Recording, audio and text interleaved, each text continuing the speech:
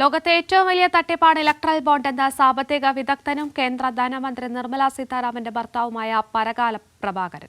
Electoral bond തിരഞ്ഞെടുപ്പിൽ പ്രതിഫലിക്കുമെന്ന് പറഞ്ഞ അദ്ദേഹം കേന്ദ്രം കേരളം ഉൾപ്പെടെയുള്ള സംസ്ഥാനങ്ങളോട് കാണിക്കുന്ന സാമ്പത്തിക വിവേചനത്തെയും വിമർശിച്ചു. ഇലക്ടറൽ ബോണ്ട് വഴി ഏറ്റവും കൂടുതൽ തുക കൈപ്പറ്റിയ ബിജെപിക്കെതിരെ വിമർശനങ്ങൾ ഉയരുന്ന സാഹചര്യത്തിലാണ് രാജ്യത്തെ ഏറ്റവും വലിയ തട്ടിപ്പാണ് ഇലക്ടറൽ ബോണ്ടെന്ന പ്രതികരണവുമായി സാമ്പത്തിക വിദഗ്ധനും കേന്ദ്ര ധനമന്ത്രി നിർമ്മല സീതാരാമന്റെ ഭർത്താവുമായ പരകാല പ്രഭാകരൻ രംഗത്തുവന്നത്. ഇലക്ടറൽ ബോണ്ട് തെരഞ്ഞെടുപ്പിൽ പ്രതിഫലിക്കുമെന്നും അദ്ദേഹം പറഞ്ഞു.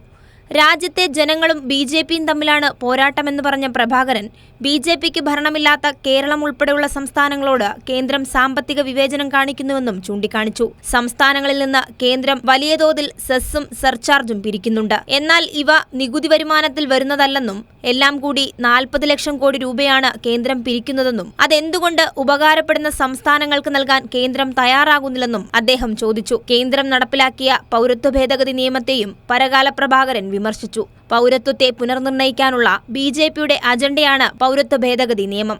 മതത്തിന്റെ അടിസ്ഥാനത്തിലല്ല പൗരത്വം നൽകേണ്ടതെന്നും അത് ഭരണഘടനാ വിരുദ്ധമെന്നും അദ്ദേഹം കൂട്ടിച്ചേർത്തു. News desk Kairali news.